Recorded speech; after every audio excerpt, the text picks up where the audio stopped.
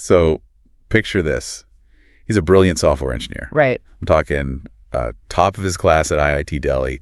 He's got like 6 years of stellar experience at one of the absolute biggest tech companies in India. Oh, wow. So top tier. Exactly, top tier.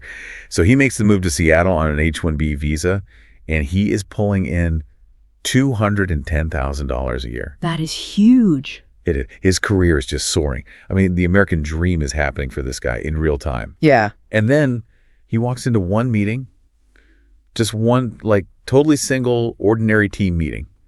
And he says exactly one sentence that he thought genuinely, sincerely thought was a compliment. Just one sentence. Just 7 words, actually. But within 72 hours of uttering those 7 words, he was the subject of a massive HR investigation. Wow. Yeah.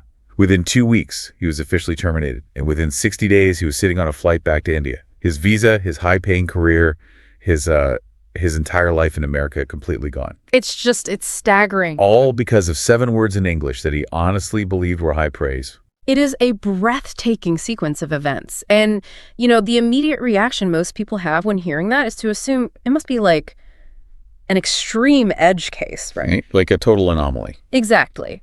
But the reality of the modern American workplace is far more sobering. That kind of rapid, catastrophic unraveling, it happens constantly. Which is wild. And that's exactly why we're here. Welcome to today's deep dive. We're unpacking 12 real-world scenarios just like that one. These invisible linguistic landmines that are just buried deep within American English. Yeah, they really are invisible until you step on them. Exactly. And our mission for you today is very specific. This deep dive is not a grammar lesson. We are not here to talk about, verb conjugation or vocabulary building. No. This is about professional survival. Right. We want to make the unspoken, hidden rules of American workplace and social communication entirely visible to you. Because what becomes terrifyingly clear when you look at these source materials is that literal translation of a language is never, ever enough if you don't have the cultural fluency to match it. Yeah, the foundational context we really have to establish right out of the gate, and this is the lens through which we must view every single one of these interactions, is a core tenet of modern American culture. Okay, lay it on us. In America, impact always takes precedence over intent. Impact over intent. Always. It fundamentally does not matter what you meant to say. It doesn't matter what was in your heart or what the phrase means back in your home country or even what the dictionary says. Yeah. What dictates your professional survival is solely what the listener heard, how they felt, and how those feelings translate into corporate liability or social friction. So I want to unpack the why behind that, because for a lot of people listening, that feels... it feels incredibly unfair. Right? Absolutely. It feels very punishing. Right. Because, if I trip and accidentally step on your foot, my intent wasn't to hurt you. Yeah. In most cultures, you apologize, the intent is recognized, and you just move on. Yeah, a simple accident. But you're saying that in the American corporate ecosystem, the gap between your intention and someone else's perception isn't just a minor misunderstanding. It's like a trapdoor that can drop you right out of your career. Why is the intent so utterly disregarded? Well, it comes down to a mixture of hyper-individualism and a highly litigious corporate framework. Okay, litigious meaning everyone sues everyone. Essentially, yes. The United States doesn't have a single monolithic cultural history. It's a massive, diverse workforce, right? Because you cannot possibly know the internal heart or intent of every single person from every single background. The corporate system has decided it just cannot govern based on what you meant. Because what you meant is subjective. Exactly. It can only govern based on the external reality of what was produced. If your words produced a hostile environment or caused offense, that impact is tangible. It can be documented. Paper trails. Right. Intent is invisible and therefore legally useless to an HR department that's just trying to mitigate risk. So you are constantly being judged on the emotional wake you leave behind, regardless of the boat you thought you were steering. That is a perfect way to put it. That perfectly sets up this whole illusion of politeness we see in the sources. We see this all the time with everyday phrases that learners of English are literally taught in school to use, to show respect and care. Yeah. Textbook politeness. But you bring them into the American context and they mutate. They act as cultural chameleons. So let's look at a phrase from the material that seems so innately human and kind. You look tired. This is a classic. It's a perfect example of how a gesture of deep compassion in one hemisphere becomes just a profound insult in another. So let's look at Priya's story. She's a project manager at a consulting firm in Boston, originally from India. And, her English is flawless. Right. She studied at an English medium university. She consumes American media. She is highly proficient. So one Monday morning, she walks into the office kitchen and sees her colleague, Jennifer, getting coffee. Just a standard Monday. Exactly. And Jennifer looks like she's having a rough morning. Maybe a bad weekend, maybe the sick kid, whatever it is, she just looks worn down. We've all been there. Yeah. So Priya wants to show genuine, warm, human compassion. She walks up and says, "Hey, Jennifer, you look really tired today. Are you okay?" Yeah, and we really need to drill down into Priya's cultural framework here to understand why she said that.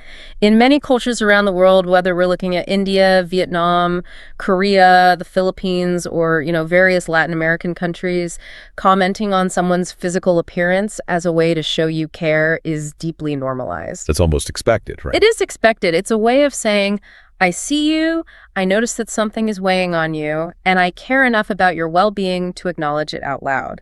It is the verbal equivalent of putting a blanket around someone's shoulders. Like a village mentality. You are part of my community, therefore your physical state is my concern. Exactly. But when she applies that village mentality to a Boston consulting firm, the reaction is entirely different. Jennifer doesn't hear a blanket being offered. She hears, a harsh, unsolicited critique. Because the American cultural algorithm processes physical appearance completely differently. In American culture, commenting on someone's physical appearance, especially a woman's appearance in a professional setting, implies that they look noticeably worse than their baseline. Oh, wow. So it's an immediate negative comparison. Right. The American baseline expectation is one of constant vitality, readiness, and aesthetic management. That you always have to be on. Exactly. If someone tells you that you look tired, it is instantly perceived as a judgment. What Jennifer actually heard in her head was, your appearance is degrading, you are failing to mask your exhaustion, and it is so glaringly obvious that I feel compelled to point it out. That is brutal. I mean, imagine Jennifer's internal monologue in that moment. She's standing by the coffee machine, probably already stressed, and someone essentially says, "Hey, your face looks bad today." Yeah, it's not going to go over well. Her immediate reaction is defensive. She's probably thinking, "Great. Thanks for pointing that out in front of the whole kitchen. I didn't ask for an audit of my face at 8:30 in the morning." Exactly. And honestly, if you grew up in American culture, you entirely relate to Jennifer's defensiveness. But whether that defensiveness is fair to Priya is completely irrelevant to the outcome, isn't it? Completely irrelevant. The outcome is where the silent damage happens.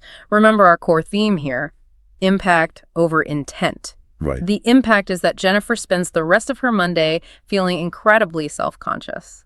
But more dangerously for Priya, Jennifer develops this subtle, almost unconscious negative association with her. Like a grudge. Yeah, kind of. She might start declining Priya's lunch invites. She becomes slightly less collaborative in team meetings. A crack forms in what was a perfectly healthy working relationship, and Priya has absolutely no idea why. Because Jennifer's never going to say anything. Right. Jennifer's never going to formally pull Priya aside and say, "Hey, you hurt my feelings when you evaluated my face." It just metastasizes into silent friction. It's a social penalty with zero explanation. Exactly. So if you are Priya and you genuinely do care about Jennifer and want to check in on her, what is the actual linguistic pivot there? How do you express empathy without triggering that American aesthetic defensiveness? You have to shift the focus entirely away from their physical body or face and redirect the inquiry toward their internal state or their external circumstances. Okay, so what does that sound like? Instead of saying, "You look tired," the culturally fluent American approach is to say, "Hey, Jennifer, how's your morning going? Everything good?"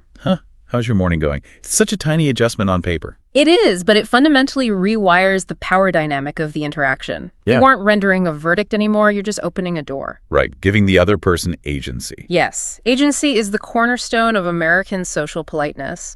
"How's your morning going?" is an invitation. Jennifer can choose to walk through it. She can say, my kid was up all night with a fever." Exactly, and then Priya gets to offer the exact sympathy she originally wanted to give. Or if Jennifer wants to protect her privacy, she can just say, "I'm fine, just need coffee," and keep her boundaries intact. So you're asking about her state of being, not her physical deviation from the norm. Right. The absolute rule of thumb for anyone navigating the U.S. workplace is never comment on physical appearance in a way that implies a negative deviation.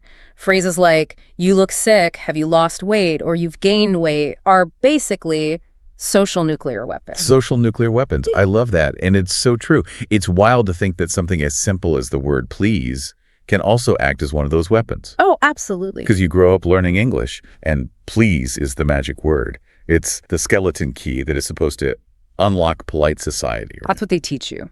But the sources show that in an American email context, it can become incredibly toxic. When I first encountered this, the analogy that immediately came to my mind was childhood discipline. Oh, I like this. Go on. Think about when you're a kid and your mom calls you by your full first, middle, and last name. Oh, yeah.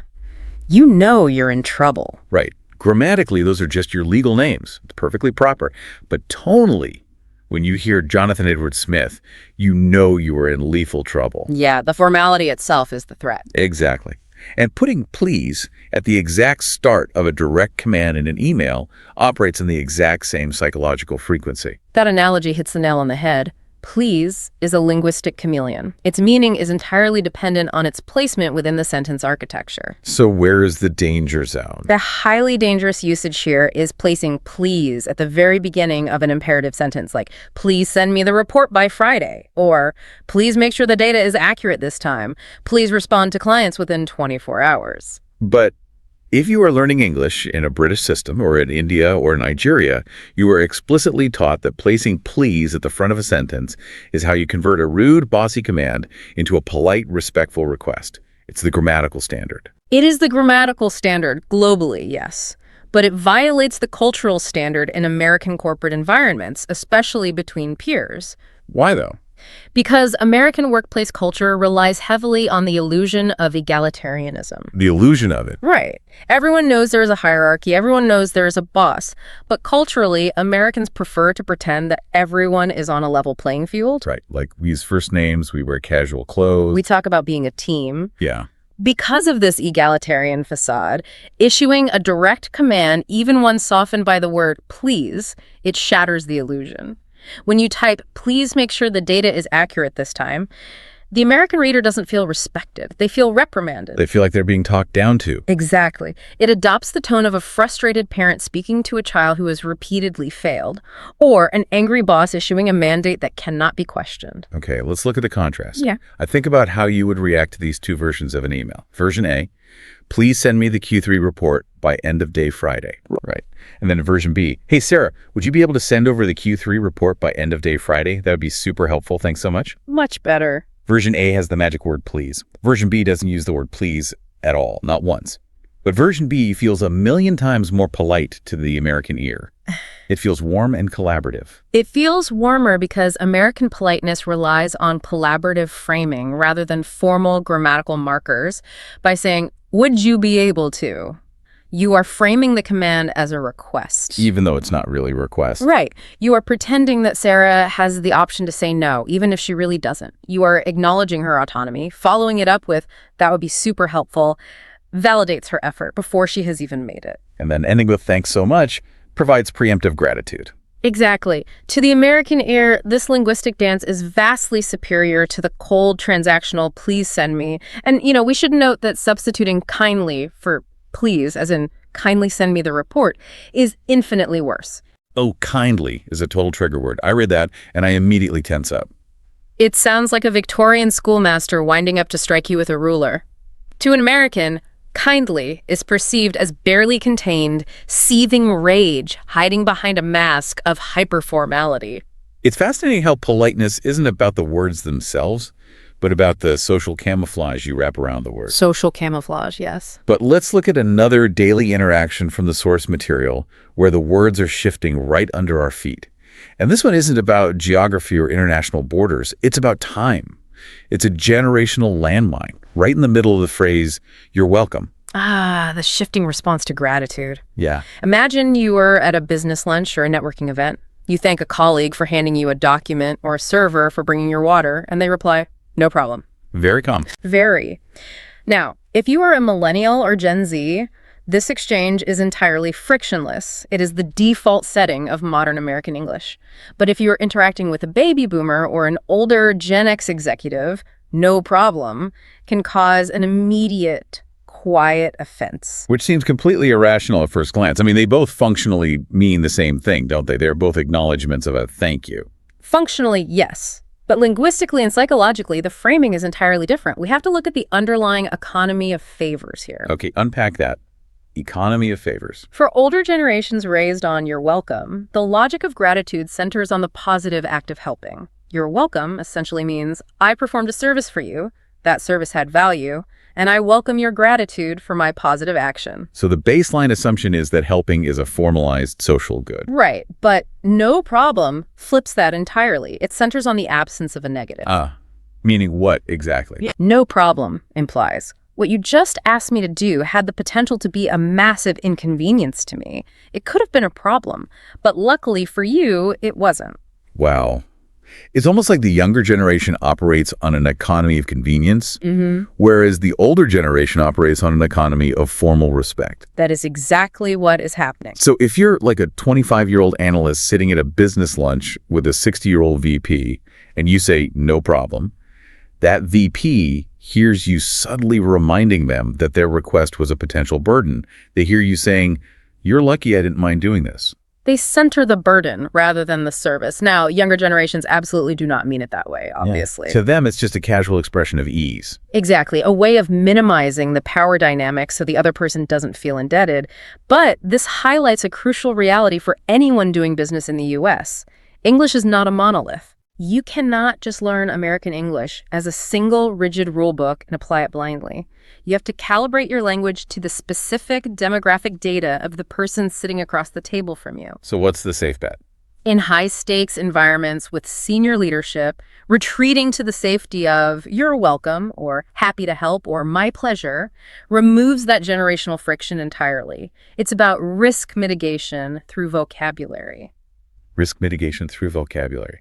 That really sums up this whole deep dive. So we've seen how trying to be polite can backfire, either because you're using the wrong cultural framework for empathy, the wrong grammatical structure for a command, or the wrong generational framing for gratitude. Right. But what happens when you take that same literal mindset into actual task management? Let's look at what happens when you try to set a perfectly reasonable professional boundary. This is where it gets really dangerous. Because there is a four-word phrase we found in the materials that is factually accurate, completely logical, and professionally fatal in the United States. That's not my job. If there's one phrase that acts as an instant accelerant for career self-destruction in America, it is this one. Okay, but let's consider the logic first.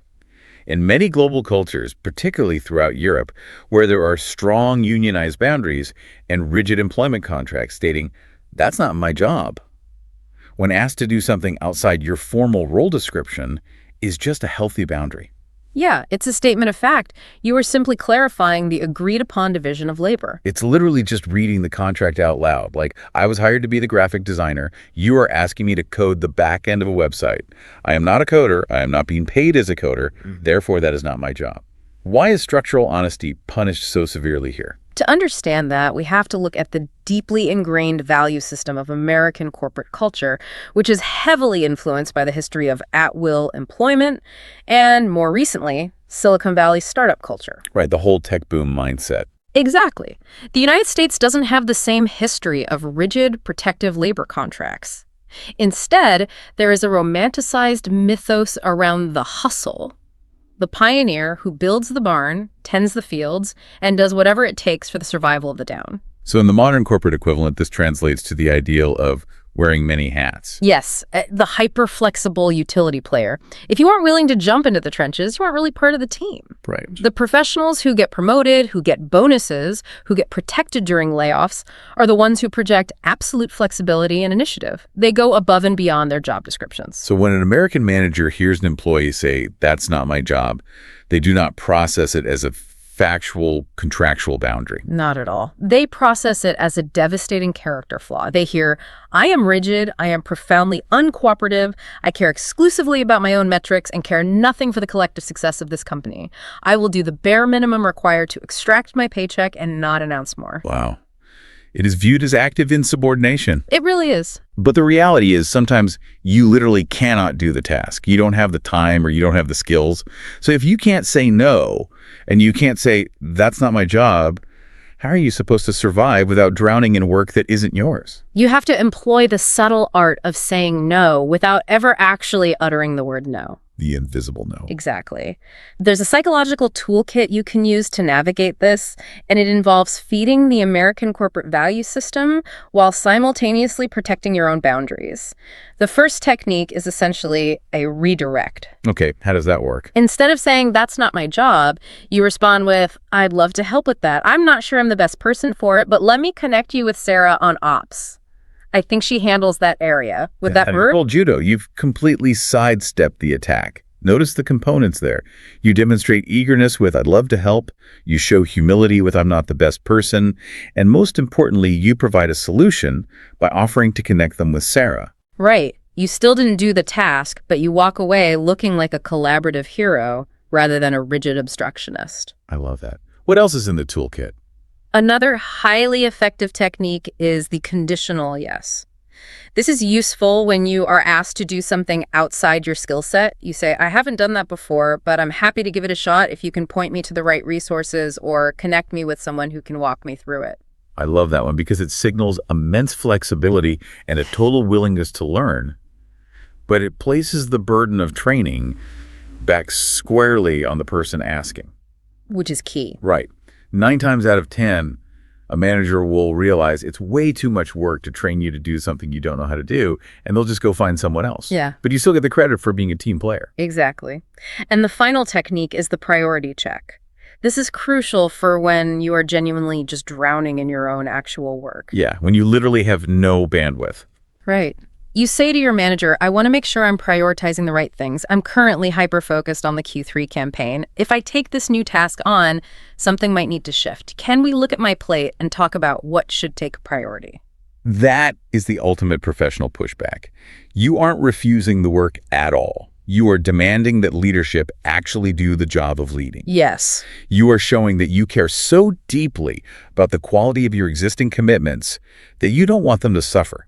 In all 3 of these scenarios, you've avoided doing the task that isn't your job, but you've signaled collaboration, enthusiasm, and strategic thinking. You've masked your boundary in the language of collective success. But this brings us to another phrase related to execution and task management. It's a phrase that seems perfectly reasonable, but triggers intense anxiety in American managers. I'll try. Wait, hang on. I have to push back here. If my boss comes to me and asks me to deliver a massively complex project by Friday, and I am honestly only about 70% sure I can pull it off, isn't "I'll try" the most honest, ethical thing I can say? You would think so.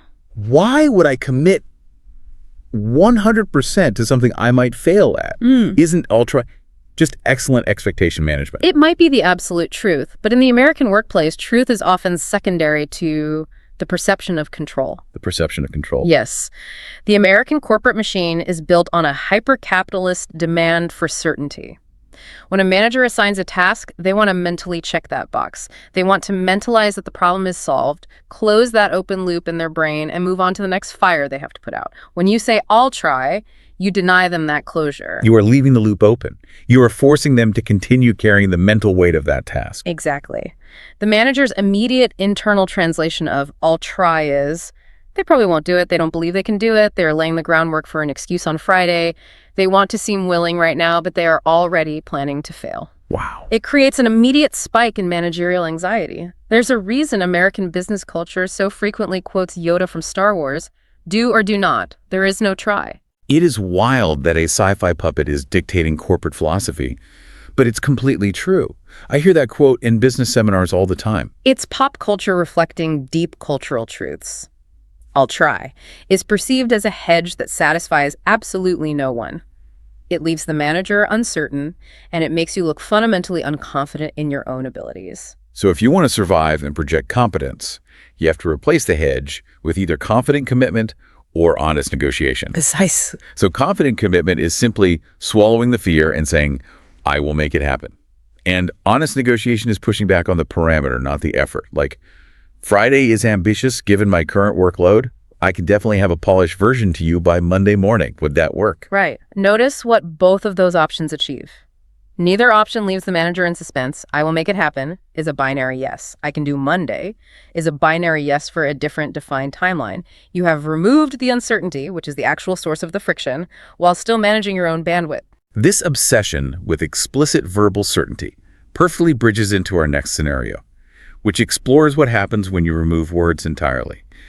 Let's talk about the deadly nature of silence. Oh, this is a heartbreaking one. We have a story from the material about Yuki, a highly skilled Japanese software engineer working at a fast-paced startup in Austin, Texas. According to her cultural framework, how is Yuki operating in her team meetings? Yuki is operating under a high-context cultural framework. In Japanese corporate culture, as well as in many other high-context societies, silence is heavily utilized and deeply meaningful. It's not just an absence of sound. No, it is a profound sign of respect. When the boss speaks, you listen quietly, you don't interrupt, you don't seek the obvious just to hear your own voice. Silence demonstrates wisdom, deep consideration of the material, and a respect for the hierarchy. So Yuki brings this exact framework to Austin. For 3 months, she sits in these chaotic startup team meetings and says practically nothing. She is listening intently. She is taking meticulous notes. Her actual coding work behind the scenes is phenomenal. She genuinely believes she is showing the ultimate professional respect by not cluttering the meeting with unnecessary chatter. She is being the perfect employee. But the American managers view this behavior through a totally divergent, low-context lens. At her 3-month performance review, her manager sits her down and tells her that while her technical work is great, leadership is questioning her overall commitment to the company. They think she's disengaged. They think she lacks passion. Yuki is completely blindsided. She's working 60 hours a week. Why is the American reaction so aggressive towards silence? What is the psychology of a low-context culture? It goes back to the foundation of the United States as a nation of immigrants. When you have a society built by people from dozens of different countries speaking different languages, with no shared 1,000-year history or ingrained unspoken rules, you cannot rely on nonverbal cues. Because everyone's nonverbal cues mean different things. Exactly. You cannot assume someone understands your silent respect. The only way to build trust and coordinate action in a diverse, low-context culture is through explicit verbal communication. You have to say it out loud for it to be real. If it isn't on the audio track, it didn't happen. That's right. Therefore, the American meeting is not just a place to transfer information. It is a highly performative arena. It is the stage where you verbally prove your value and your engagement to the tour. And if you're not speaking, you're not participating. And in the American mindset, if you are not participating, you are perceived as not caring. American managers simply lack the cultural hardware to decode the invisible respect Yuki is offering. They can only evaluate the verbal contributions she isn't making. So how does an introverted person or someone from a high-context culture survive in this performative arena without feeling like they have to become a loud, overbearing American stereotype? The solution is a concept called verbal visibility. You don't have to dominate the room or give a speech. You simply have to plant a flag in the conversation to prove you are in the room. It's a little flag. Yes. Even one thoughtful, concise contribution is enough. You can summarize a point. So it sounds like we are prioritizing the back-end update this week. You can ask a clarifying question. Could you clarify the timeline on that deliverable? Or you can simply validate someone else. I completely agree with John's point on the marketing budget. You are just pinging the radar. You are sending out a verbal signal that says, I am awake, I am processing the data, I am part of the collective. Exactly. You must translate your internal commitment into an external verbal format that the American corporate environment can actually process and reward. All right, so silence is dangerous because it looks like disengagement, but speaking up can be a total disaster if you don't use the correct emotional shielding, especially when you're trying to disagree. Yeah, disagreement is a minefield. Let's look at Chen, a junior analyst who needs to push back against a vice president's expansion strategy.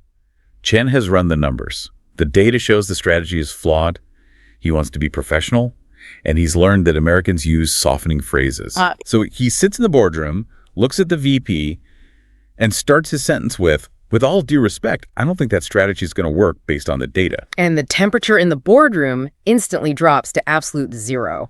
Here, with all due respect, is like watching someone put in a boxing mouthguard before a conversation.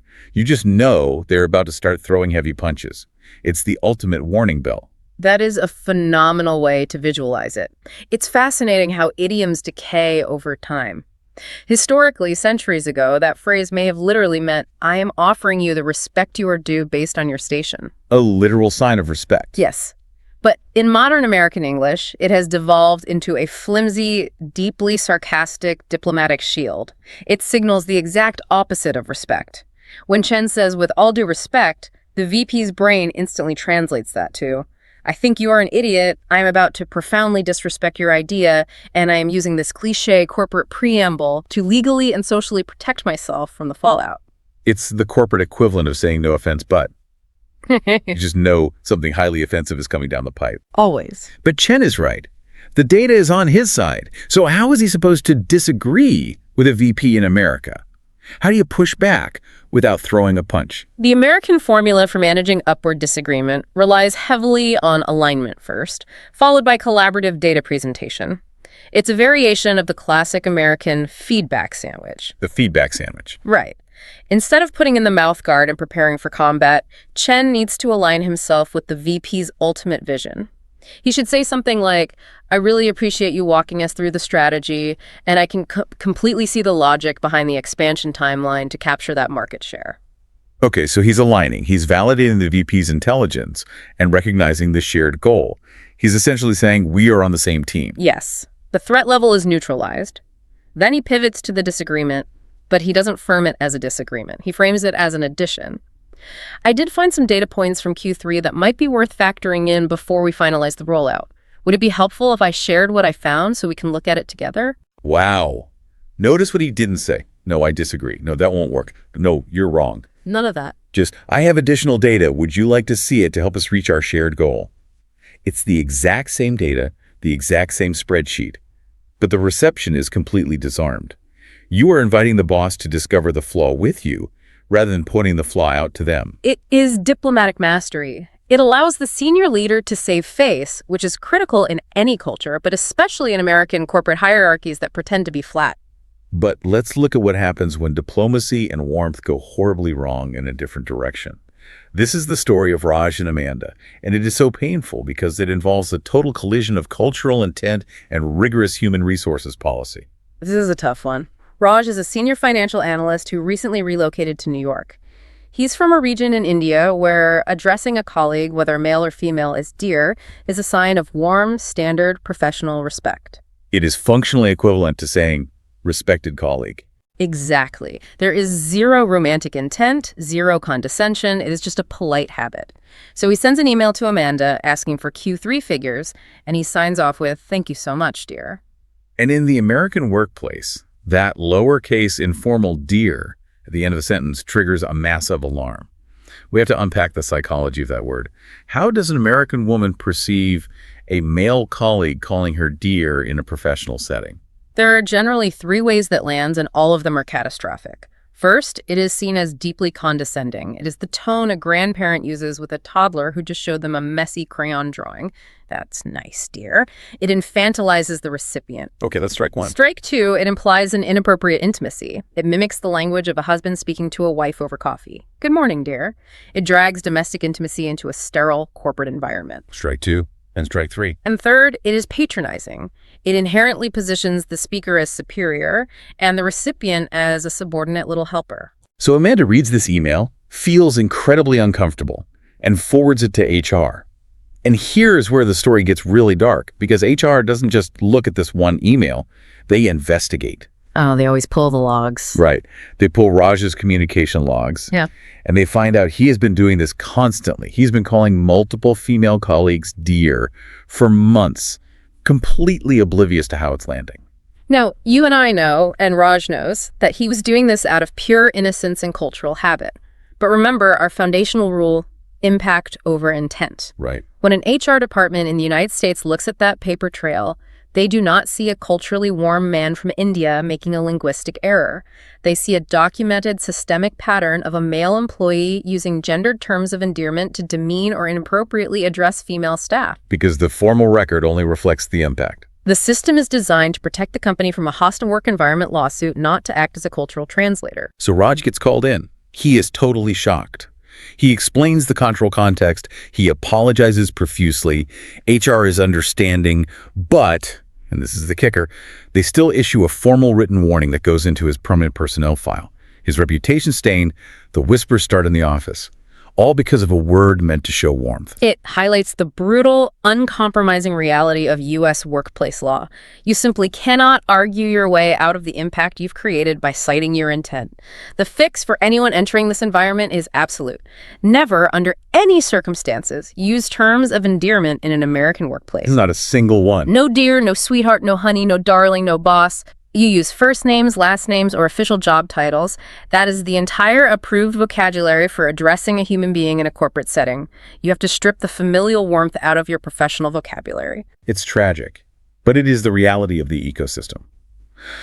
Okay, let's step out of the boardroom and move into the water cooler. We are going to look at how casual socialization outside of official tasks can accidentally cross into profound misunderstandings or identity minefields. Let's start with a classic misunderstanding, the phantom invitation. Marco's story. Oh, this story perfectly illustrates the confusion between a literal invitation and a social pleasantry. Marco is a Brazilian engineer who just moved to San Diego. He meets his neighbor, Kevin, at a weekend barbecue. They hit it off. They talk about sports, they have a few beers. It's a great interaction. Yeah. At the end of the night, as Kevin is leaving, he says, "This is awesome, man. We should totally hang out sometime. Let's catch up soon." Marco is ecstatic. He thinks, I made an American friend.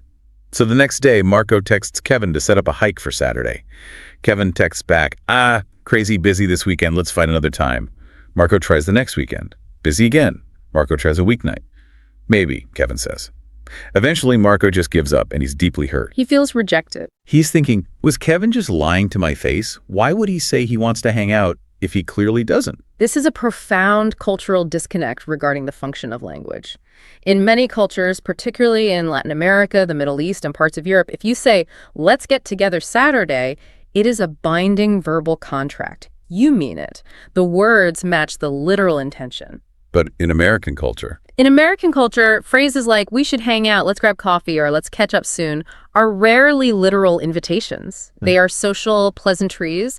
They function identically to saying, "How are you?"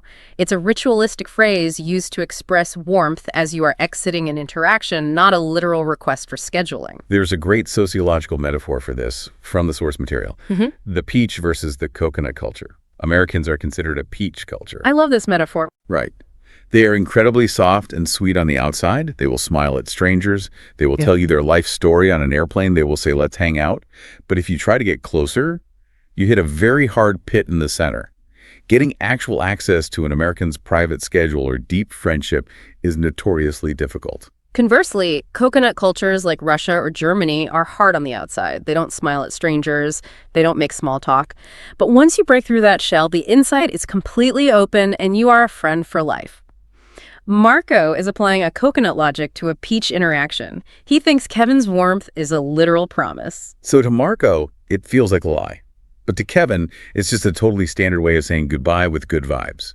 Americans are socially generous with their enthusiasm, but the actual follow-through requires a totally different set of linguistic parameters. Exactly. If an American actually wants to hang out with you, they will attach specific data to the request. They won't say sometime. They will say, "Are you free next Saturday at 10 a.m. to hike Torrey Pines?"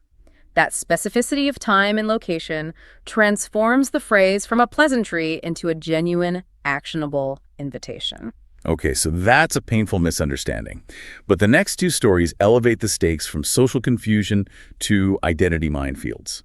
We are going to explore how casual compliments can accidentally trigger incredibly sensitive cultural triggers regarding race and belonging.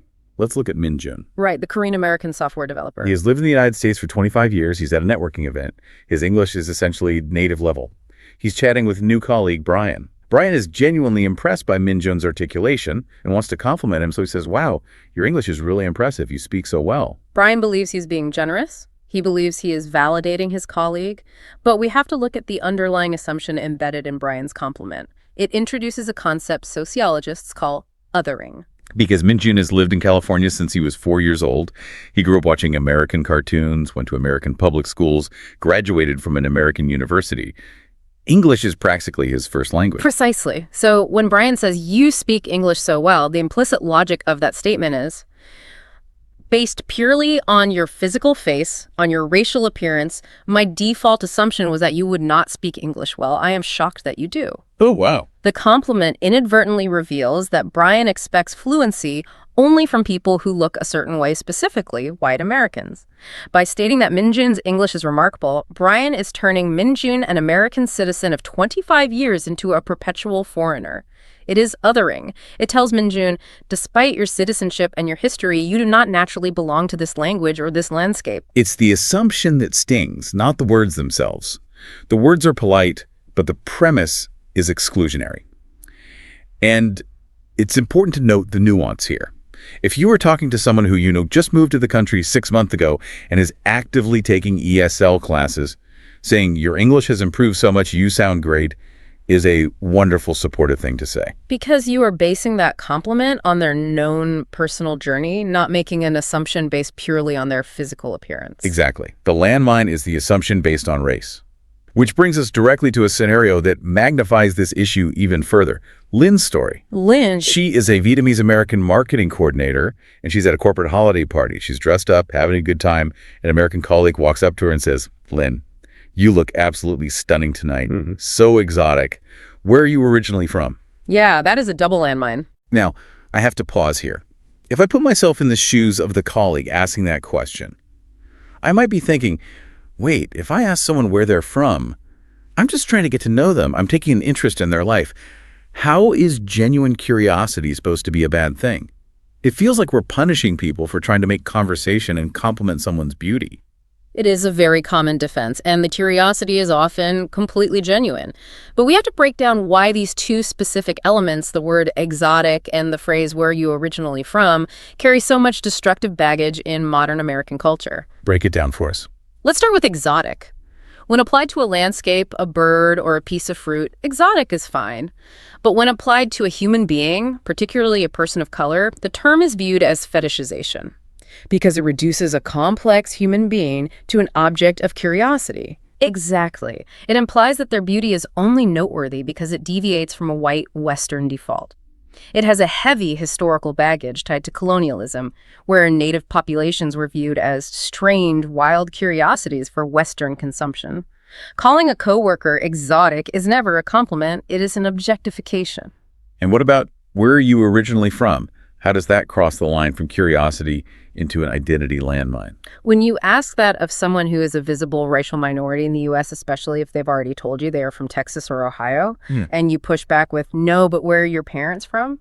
It acts as an erasure of their American identity. Erasure. That's a strong word. It is, but it fits. The question implies.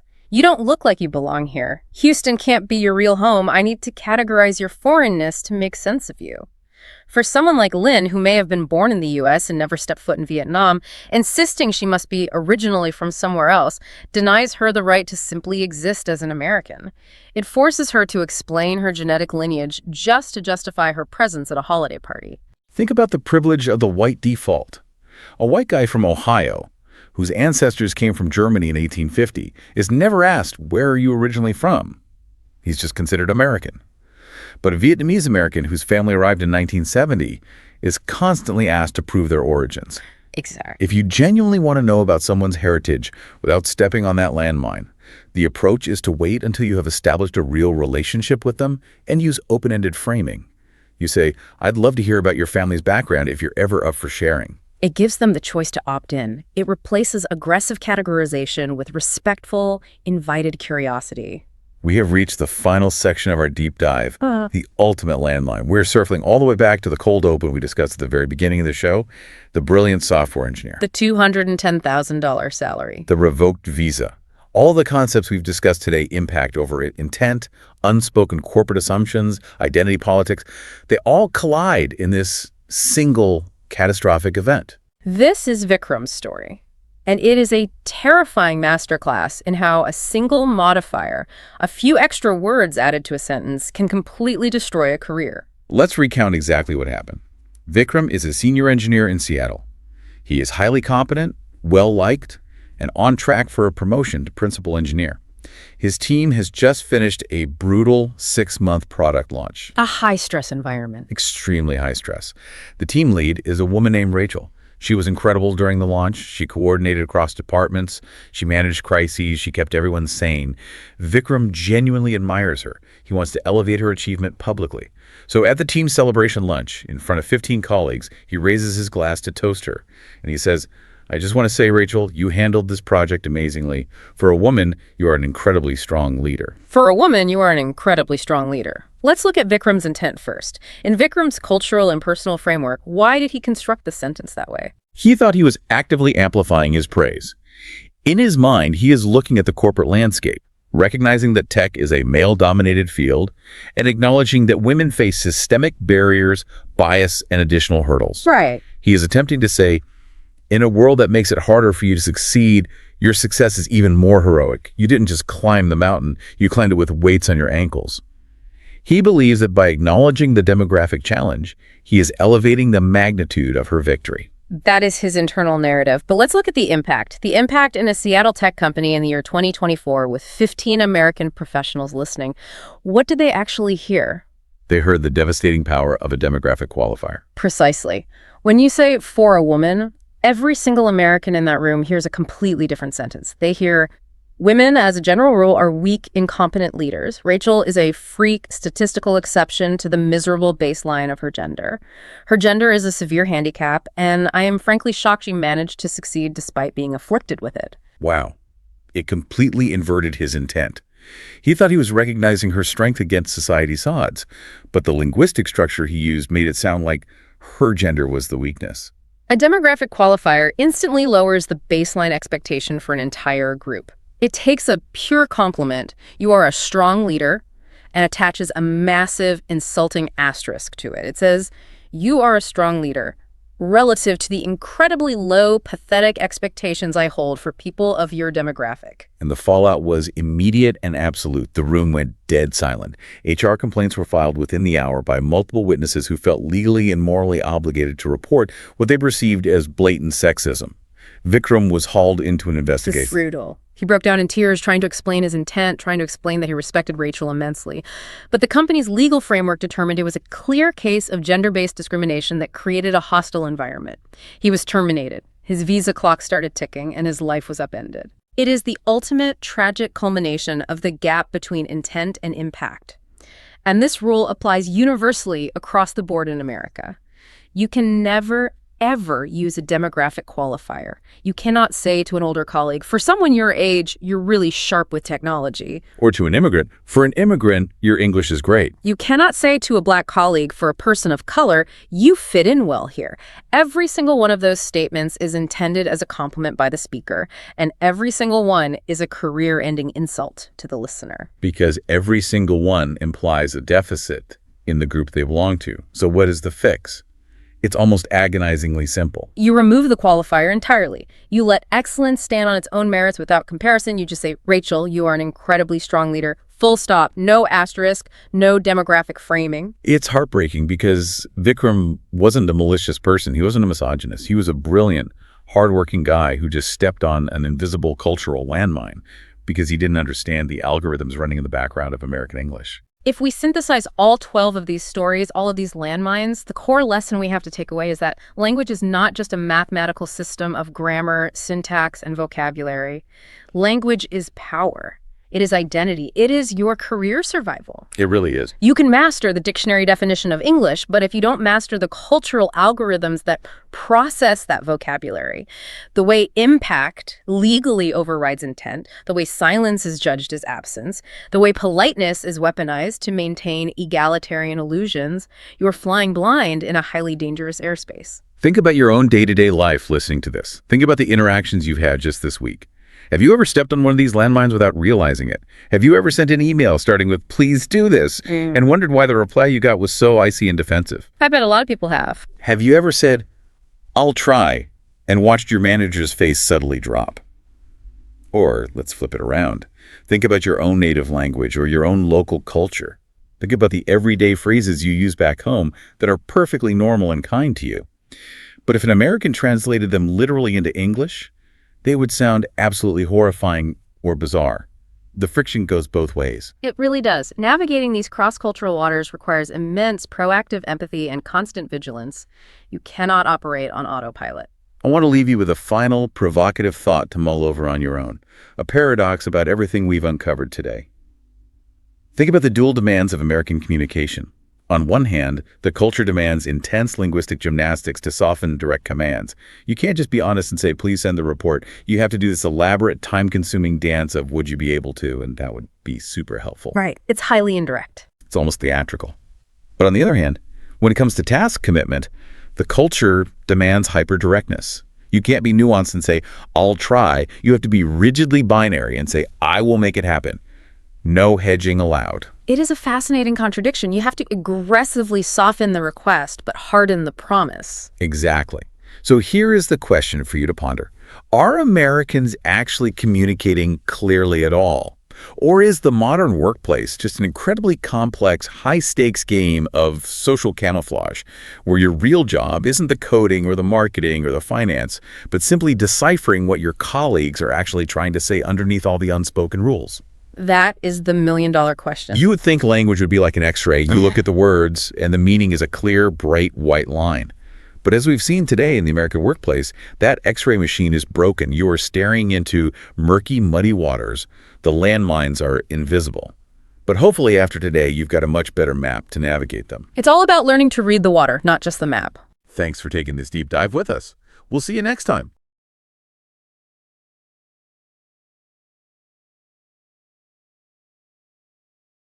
You know the exact moment you're sitting in a meeting, or maybe you're at this networking event. Oh yeah, the absolute worst feeling. Right.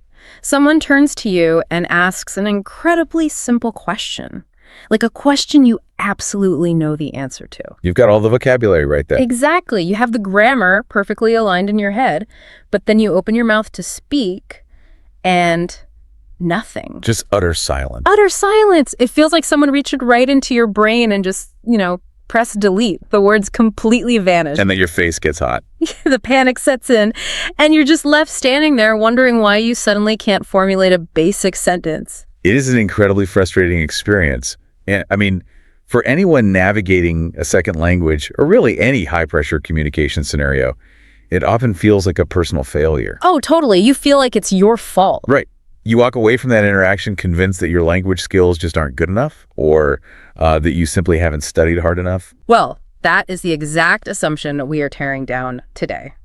For this deep dive, we are looking at some really fascinating source material. Yes, the script and the retention notes from that viral language learning show. Exactly. They really dig into the actual neuroscience of this phenomenon. So our mission today, for you listening, is to uncover the biological reality behind why your brain freezes when speaking a second language. And more importantly, to arm you with 7 battle-tested, psychologically proven weapons to defeat it forever. The most crucial thing to understand right out of the gate here, and the sources make this very clear, is that this freezing moment is not a sign of bad language skills. No, not at all. Or low intelligence. It is quite simply a biological system failure. A system failure. Yeah, your brain is doing something highly specific, measurable, and totally predictable. And because it's a predictable biological mechanism, it is entirely possible to rewire it. Okay, let's unpack this. Because before we can talk about how to stop the freeze, we kind of have to understand the invisible machinery causing it. We have to move past the emotional embarrassment of that blank stare and look at the actual biology. Right. So what is actually happening up there when the words just disappear? It all comes down to this tiny almond-shaped structure deep inside your brain called the amygdala. The amygdala. Right. This functions as your brain's primary threat detector. I mean, for hundreds of thousands of years, its main job has been to spot physical danger. Like a predator leaping out of the bushes or something. Exactly. A tiger, a bear, whatever. And when it sees that, it immediately triggers your survival response. It initiates the whole fight, flight, or freeze protocol. Okay, but I'm guessing there's a catch here for modern life. A huge catch. The critical design flaw in our modern operating system is that your amygdala cannot distinguish between a physical threat and a social threat. Wait, really? So to the brain, a tiger in the jungle and like a colleague staring at you while you stumble over a sentence, they produce the exact same alarm. They produce the identical neurological cascade. Yeah. Cortisol and adrenaline just flood your system. Wow. And when that happens, the amygdala literally cuts the power to your prefrontal cortex. And the prefrontal cortex is the logical part, right? Yes. It's the part of your brain responsible for complex thinking, logic, sentence construction, and crucially, word retrieval. So it just shuts down the language center. Right. Think about it from an evolutionary standpoint. If a tiger is chasing you, you don't need to conjugate verbs. No, definitely not. You don't need to retrieve complex vocabulary. You just need to run. So the brain shuts down the language center to conserve energy for survival.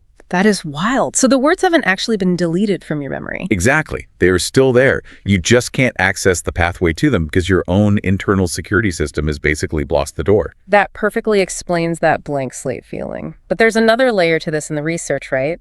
Something they call automaticity. Yes, this is a big piece of the puzzle. Because when we speak our native language, the process is virtually automatic. Like, we aren't consciously fishing for grammar rules or translating concepts in our heads. We just speak. Right, it takes very little effort. But speaking a second language requires a massive amount of manual processing.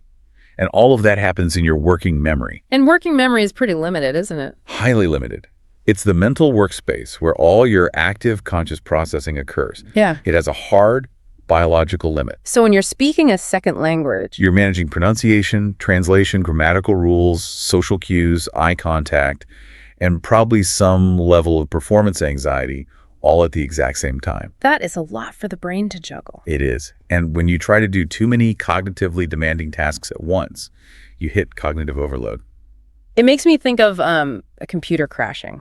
Like, if you open 30 demanding applications at the same time, the processor just locks up. Exactly. The fan is spinning super loudly, but nothing is moving on the screen. Right, that's cognitive overload. And the amygdala hijack, that's kind of like someone panicking because the computer is running slow, and they literally kick the power cord out of a wall. No, that is a perfect analogy. Yeah. And when you unplug that cord, those two mechanisms create this rapid, vicious cycle. How so?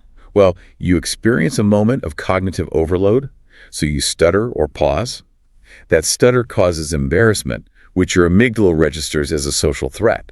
Oh, I see where this is going. Yeah, the amygdala fires, dumping adrenaline and shutting down the prefrontal cortex even further. So the freeze deepens, you feel more exposed, and the amygdala fires harder. It's a total downward spiral. In a matter of seconds. This is exactly why studying more vocabulary flashcards doesn't fix the problem in the real world. Because it's not a knowledge problem. Right, you can memorize the entire dictionary, but if the power cord is unplugged, you can't access a single page of it. Okay, so the power cord just got violently yanked out, and you are sitting in a room full of people waiting for you to finish your sentence. The worst nightmare. Seriously. How do we plug it back in without the entire room noticing we're in crisis mode? The source material actually outlines some immediate, in-the-moment triage protocols. Yes, and the primary triage tool here is an emergency protocol they call the 2-second reset. The 2-second reset. Right. It's designed to intervene the exact second you feel the freeze coming on before that spiral takes hold. It's 3 steps. What's step 1? Step 1 is a deliberate breath. Now, this isn't just about getting oxygen to the brain. A deep breath in through the nose, out through the mouth, is an actual biological trigger. It activates the parasympathetic nervous system. Right, exactly. The rest and digest network, which directly counteracts the adrenaline surge from the amygdala. Okay, so you breathe. And the second part of that reset is physical touch or grounding. Yes, grounded. Like you press your thumb and forefinger together firmly or press your feet hard into the floor. You're basically forcing your brain to process a physical sensation. Because the brain has a really hard time maintaining a full-blown invisible panic attack while simultaneously being forced to analyze a deliberate physical sensory input. Oh, that's clever. It acts as an interrupt to the panic spiral. What's fascinating here is that while you're breathing and grounding, you deploy the third step, Yeah.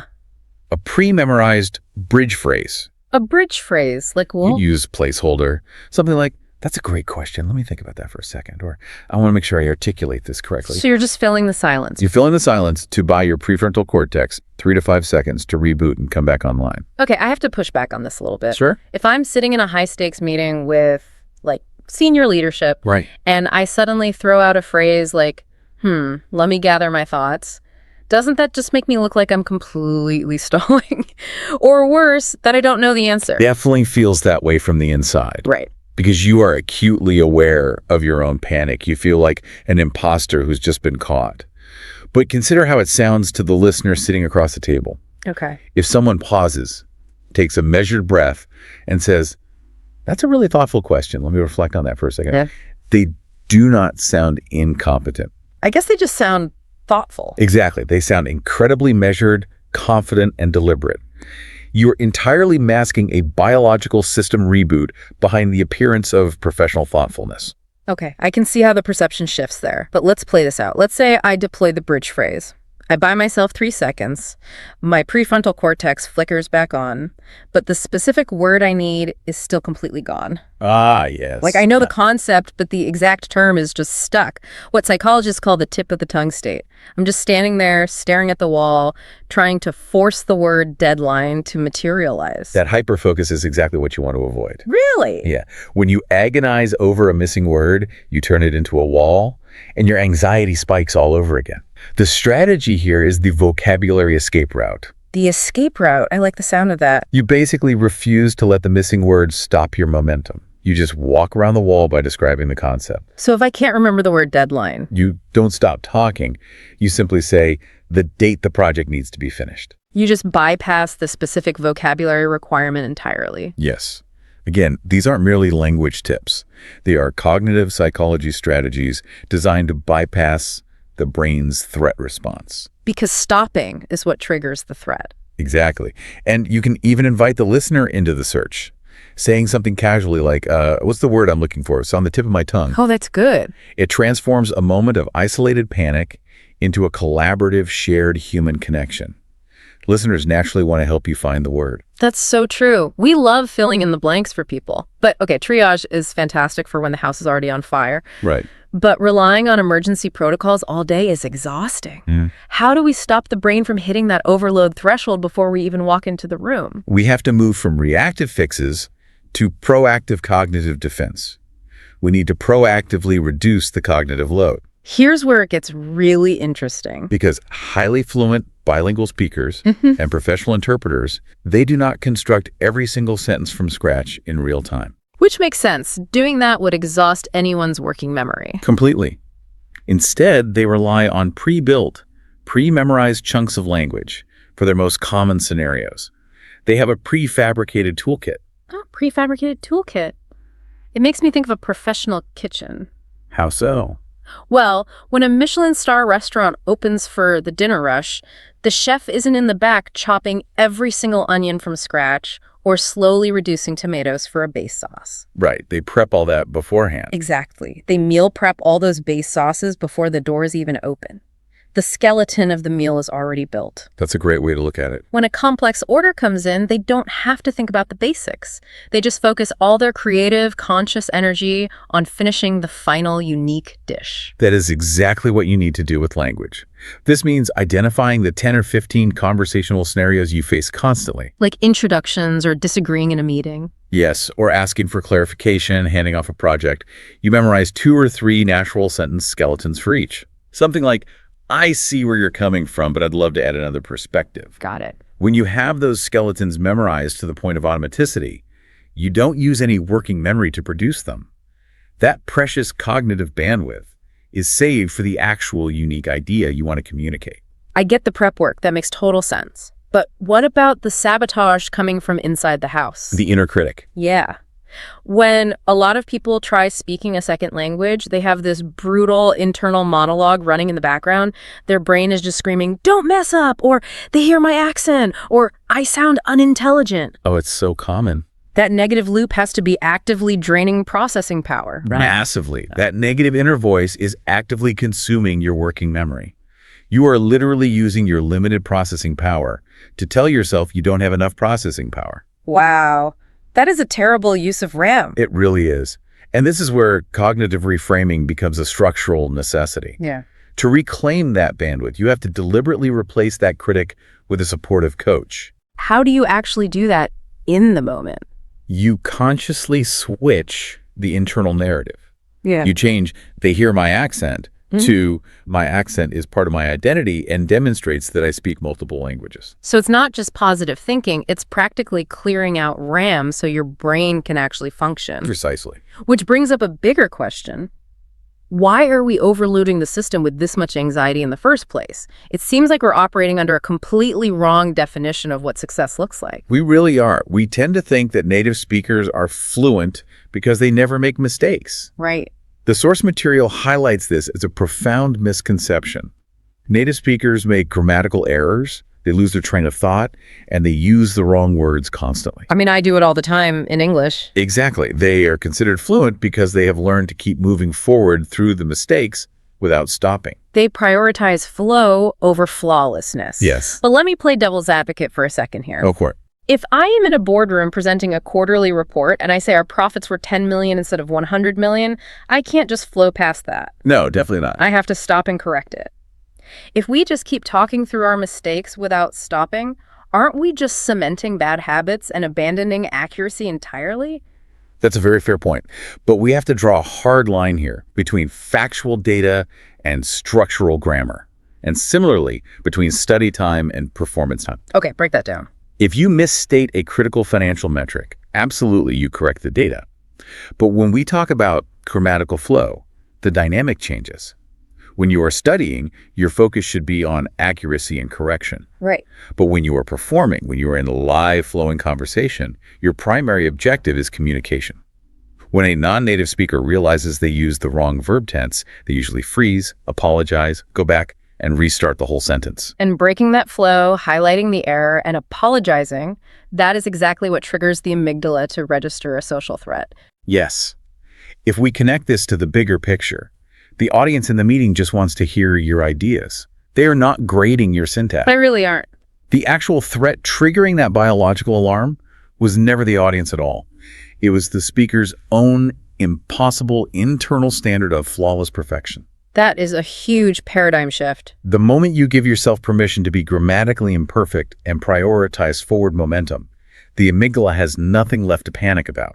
The threat disappears. So fluency is not the absence of errors. No, it's the ability to keep going despite errors. Knowing that logically is one thing, but standing in a boardroom and feeling all those eyes on you is another. It's totally different in practice. Right. How do we actually convince our scared brains to permanently believe that we are safe? Like, we have to look at long-term neurological rewiring here. We do. This requires transitioning into long-term behavioral strategies. And the most effective approach detailed in the sources is the exposure ladder. The exposure ladder? Yeah.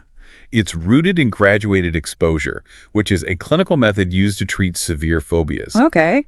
Because the amygdala has learned over time that speaking the second language is dangerous, the only way to unlearn that association is to systematically prove to the brain that it is safe. So what does this all mean in practice? Think about it like physical therapy. Okay. If you've just had reconstructive knee surgery, you do not walk out of the hospital and immediately try to run a marathon. No, that would be a disaster. It's a recipe for re-injury.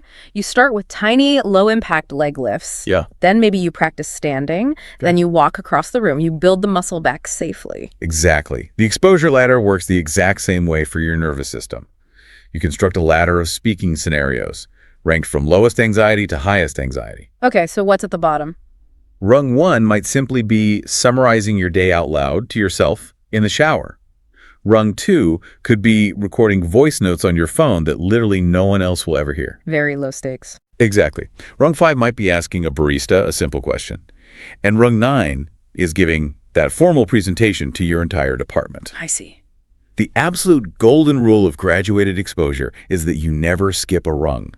And you don't move up until the current rung feels completely boring and free of anxiety. Let's say someone is at rung 4, like speaking up in a casual team sync, and they completely freeze. The panic takes over. Do they push through to rung 5 anyway? No, absolutely not. Because pushing forward when the amygdala is actively firing just reinforces the fear. Oh, because it confirms the danger? Right. If you jump to a high-stakes scenario and bomb, your amygdala logs that as evidence. It says, see, I told you this was a life-or-death situation. Yeah. And the fear gets entrenched even deeper. So what do you do? If you fail at rung 4, you simply drop back down to rung 3 for a while until safety is reestablished. You are building a foundation of neurological safety, step by step. But doing this requires serious consistency. If the only time you ever speak a second language is during those high-stakes meetings, your brain is going to permanently wire that language to the feeling of panic. Yes, which is why you have to break that association. This raises an important question. How do we maintain this? Right. The sources bring in the concept of daily activation. The recommendation is practicing for just 15 minutes a day in ways that are genuinely enjoyable and extremely low stakes. 15 minutes doesn't sound too bad. It's very manageable. It could be shadowing a podcast. Yeah. Repeating what the host says out loud to train your vocal muscles without having the cognitive load of inventing the words yourself. Or talking to a pet. Yeah. Or chatting with an AI language bot about a hobby, or just doing a private voice journal. So the actual content of what you were saying doesn't really matter. It doesn't matter at all. What matters is the biological association you are forming. Yeah. You are spending 15 uninterrupted minutes teaching your nervous system that speaking this language can be relaxing, fun, and completely safe. And over time, that rewires the brain. Yes. If you maintain that for 30 days, you physically change the neural pathways in your brain. You turn the vicious cycle of panic into a virtuous cycle of confidence. That's incredible. When the brain learns safety, the prefrontal cortex stays online, the working memory stays clear, and the vocabulary you already know is suddenly right there waiting for you. We have covered an immense amount of cognitive ground today. I want to speak directly to you, the listener, for a moment. Yeah, this is important. If you have ever felt the burning frustration of a brain freeze, you need to hear this. You are not broken. Navigating complex professional dynamics, nuanced social cues, and technical subjects in a language that is not your native tongue is an act of staggering cognitive complexity. It really is. It requires immense bravery. When your brain glitches, it is not a personal failure. It is simply ancient survival hardware misfiring in a modern world. So the very next time you feel that silence stretching out and the panic rising in your chest, I want you to immediately use that 2-second reset. Ground yourself physically. Use your bridge phrase. Treat the freeze not as a reflection of your worth, but as a temporary biological glitch that you now have the exact frameworks to hack. I love that. And I want to leave you with one final thought to mull over. We have spent this entire deep dive talking about language and vocabulary. Right. But if these specific cognitive frameworks, graduated exposure, grounding, prefabricated responses, and embracing forward momentum over perfection, if they can hack the amygdala to conquer a second language, couldn't you apply this exact same fluency framework to literally any high-stakes, anxiety-inducing area of your life? Well, that's a really fascinating application of the psychology. Right. Think about negotiating a salary raise, or having a difficult conversation with a partner, or even just going on a first date. The same biological responses happen there too. Exactly. When we demand flawless perfection from ourselves, our brains freeze up in those moments as well. Maybe fluency isn't just about the words we use. Maybe it's a completely new way to navigate the world. Because when you stop fearing the moments when your brain tries to press delete, you realize the real power is knowing you can always just keep typing.